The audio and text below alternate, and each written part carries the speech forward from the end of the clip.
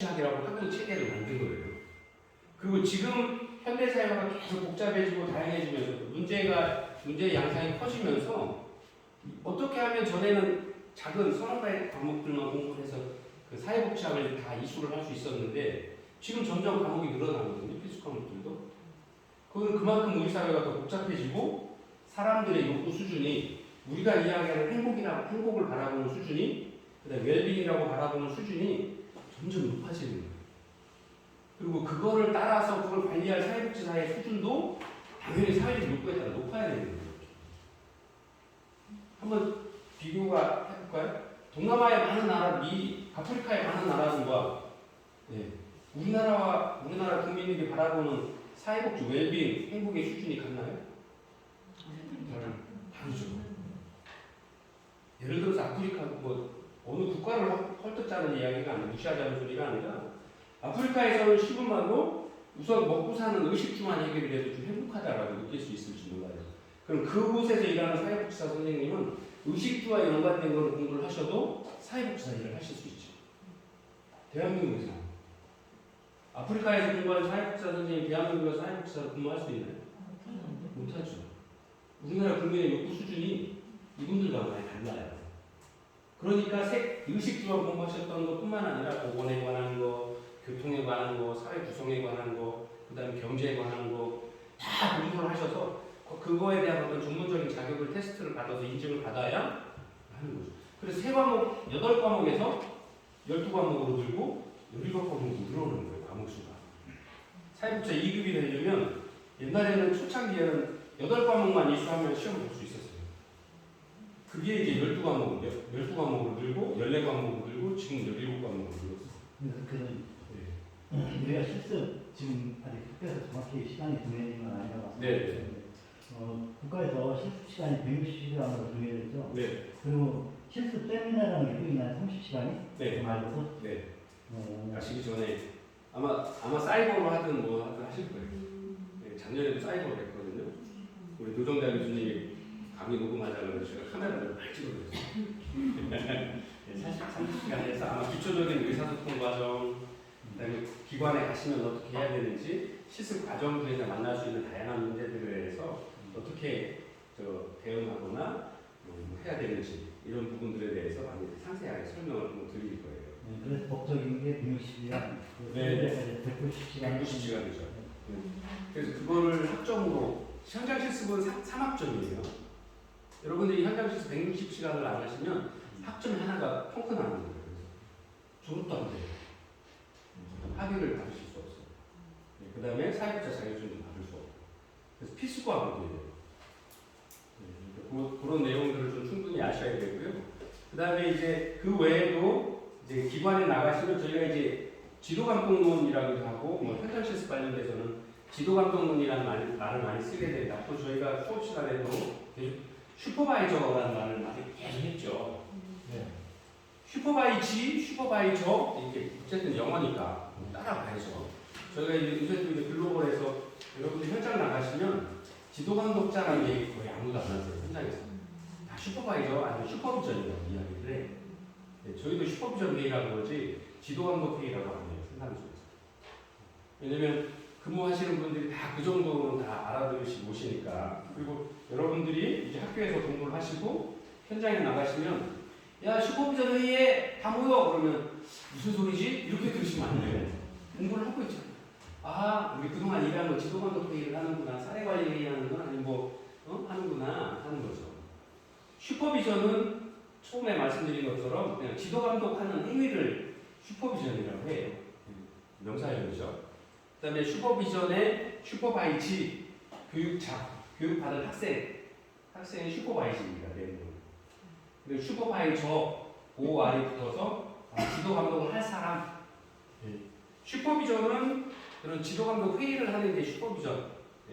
그 행위 자체를 말씀을 하시는 거고, 그거를 꼬박꼬박 지적해주고, 이건 이렇게 하면 좋겠습니다. 저는 저렇게 하면 좋을 것 같아요. 라고 이야기하고 지도해 주시는 분이 슈퍼바이저, 지도받는 나는 슈퍼바이지.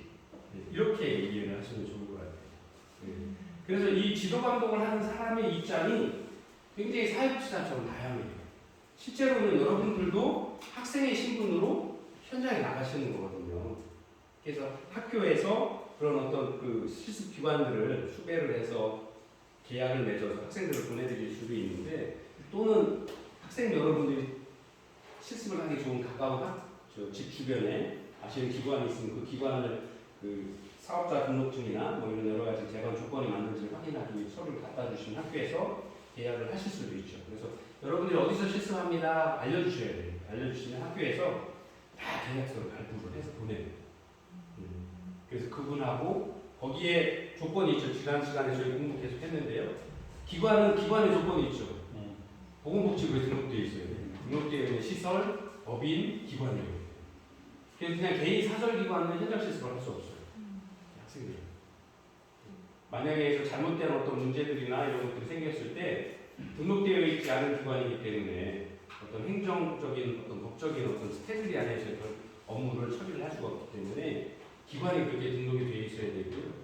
또 슈퍼바이저라고 하는 지도감독자들은 사회복지사 1급 자격증을 갖고 있을 때는 3년 이상의 실무 경력을 가진 사람. 그래서 그런 사람이 기관에 있으셔야 돼요. 대개의 경우 뭐 과장급 이상 아니면 뭐 원장님 정도들은 다 슈퍼바이저 자격이 갖추어졌다고 할 수 있죠. 아니면 2급 자격증을 가지고 계셨으면 사회복지 현장에서 5년 이상의 실무 경력을 가지셔야 지도 감독자의 역할을 할 수 있어요. 근데 이 5년이나 3년이라고 하는 게 단순히 내가 회사에서 사회복지와 관련된 일을 다른 일을 하면서 그걸 했어요 하면 인정이 안 돼요. 오로지 그 일에 전담을 한 기간이 3년 이상이에요. 그래서 제가 공익으로 사회복지 기관에서 군대 가는 대신에 2년 근무해서 2년으로 경력 쳐주세요? 안 돼요. 그분은 공익이었지 사회복지사로 근무한 게 아니잖아요. 그래서 그런 어떤 규정들이 있어요. 그래서 나중에 여러분들이 기관에서 실습합니다. 그러면 학교에 제출을 하시면 그 기관이랑 다 확인해서 우리 실습 조교 선생님이 계시거든요. 그분이 다 확인하고 그 다음에 이제 그런 것들이 확인이 되면 이제 다 그 실습에 관한 부분들을 결정을 다 해드리게 겁니다. 그래서 그러한 시간들이 이제 앞으로 여러분들이 하셔야 될 거고요. 학교에서 뭐 실습 지도 교수가 뭐 실습 기관과 실습 지도자의 역할들이 뭐 잘해줘야죠. 만약에 기관에 가시면 어떤 일을 하시게 될까요? 우리 미영 선생님 현장 혹시 혹시 근무하시는 데가 직장이 다른 일반 회사에서 하시나요? 네. 사회복지 기관에서 근무를 하시는 선생님이 요양보호사 계신 선생님이 계셨는데 오늘 안 나오셨어요. 사회복지 기관들이 저는 이제 가장 저도 강의도 하고 뭐 현장에서 지도 감독도 하고 평가도 하러 다닙니다만 저는 제일 가슴 아픈 게 사회복지가 뭐예요? 사회복지 선생님이 뭐 하시는 분들이세요? 물어보면 아까 말씀하신 것처럼 어려운 사람 도와주는 일 합니다. 이렇게 그런 말씀하실 때가 제일 안타까워요. 왜 그렇죠? 왜 그럴까요, 제가? 저도 사회복지사인데 저희가 시각을 좀 넓혔으면 좋겠어요. 그게 문제가 아니에요. 네, 그건 문제지 아니죠. 그건 아주 극히 일부의 일이에요. 여러분들 그 가정 아빠가 나는 돈만 벌어와요 그럼 만족스러운 일을 하는 분인가요? 네? 가정의 한 구성원인 아빠가 나는 돈만 벌면 돼요. 아빠는 그런 일을 하는 거예요. 가정이라는 게 경제 하나만 가지고 꾸려가요. 아이도 사랑해야 되죠. 와이프도 사랑해야 되죠. 그 외에 다양한 일들도 나눠서 해야죠. 아빠의 역할들이 굉장히 크죠. 사회복지사 역할이 굉장히 집안의 이야기 엄마 아빠예요. 그 중에 10손가락 중에 단 하나 아이도 있을 거고 어딘가 장애가 있는 아이도 있을 거고 어딘가 나이 들어서 세상에 도움의 손길이 필요하신 분도 계실 거고 그 다음에 누군가에게 폭력이나 가해를 당해나 폭력이나 어떤 가해자이거나 피해자일 경우도 있고 다양한 케이스들이 있죠. 정치하시는 분들 요즘에 이제 정치의 이제 시대가 되었는데 그런 어떤 시기가 되었는데요. 저희 사회복지사 선생님들이 모여서 정책들을 만들어 달라고 얘기하죠. 그래서 사회복지사 협회에서 그 지역의 대선 후보자들한테도 초청으로 토론회를 해요. 너 대통령 되면 뭐 할래? 사회복지와 관련돼서 우리 사회를 위해서 어떤 일을 할래? 라고 물어보죠.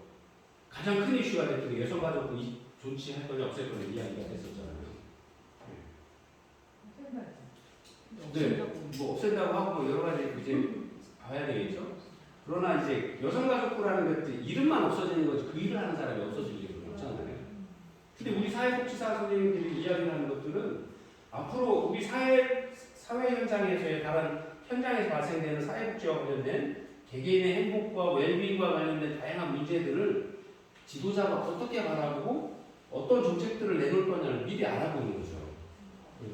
그 중에 가난한 사람을 도와주는 것도 있고요. 장애인을 도와주는 것도 있고 우리 영유아들 미래세대의 저출산 고령화의 문제를 어떻게 처리할 거냐, 영유아에 대해서는 어떻게 할 거냐, 노인 문제는 어떻게 해줄 거냐 하는 것들을 통합적인 시각으로 바라보는 게 필요한 거죠. 그리고 사회복지사 선생님들이 정치하는 분들처럼 사회복지 분야에 있어서는 그런 통합적인 시각을 가지셔야 돼요. 내가 요양보호사 일한다라고 해서 그냥 단순히 어르신들 이렇게 도와드리고 요양보호만 한다라고 해서 그게 일이 끝날까요? 막상 하다 보면 그분이 왜 혼자 계신지도 알아야 되고요. 지금 필요한 게 뭔지도 알아야 되고 우리가 우리 기관에서 제공하는 다양한 서비스 중에서 저분에게 어떤 서비스가 필요한지 알아볼 수 있어야 되죠. 조사하고 평가해서 어떤 것들을 시행해야 되는지를 판단하실 수 있어야 되죠. 한 가지 시각으로는 이러기가 어려워요. 그 어떤 직종이든지 지금의 현대 사회는 굉장한 다양한 이해관계 속에서 있기 때문에 하나의 시각으로 단일한 시각으로 사람을 평가하고 서비스를 제공한다는 건 섣부른 겁니다. 오히려 그것이 그분에게 독이 될 수도 있어요. 우리가 사회복지 공부하시면서 여러분들 다양한 그 이론들 모델을 공부하셨잖아요. 저는 아직도 제 상담하고 우리들 행동의 실천 기술에 있어서 강조하는 게 강점 관점이거든요. 그 사람이 가진 강점이 무엇인지 그걸 엠파워먼트 일으켜주고 힘을 북돋아주고 그분이 할 수 있도록 하는 부분들을 더 관심을 가지고 계속 공부하고 가르치기도 하고 있거든요. 사람은 누구나 강점이 있어요. 약점도 있지만 그러나 어디에 중심을 두고 그분을 지원하고 그분을 지지하느냐에 따라서 그 사람의 인생이 바뀌어요. 우리 흔히 하는 이야기 있잖아요. 미국의 그 헬렌 켈러가 애니 설리번이라는 그 특수교사를 안 만났으면 지금처럼 그 유명한 헬렌 켈러가 돼 있을까요? 여러분 헬렌 켈러가 누군지 아세요 혹시? 네. 보이지도 않고 들리지도 않는 장애인인데 전 세계적인 인물이 되었죠. 그러면서 그분은 그러셨다고 그래요. 장애를 가지고 있지만 그 나머지 다른 어떤 가능한 어떤 부분에 집중해서 지금의 내가 됐다라는 이야기를 해요. 우리가 이야기하는 강점이 관점입니다.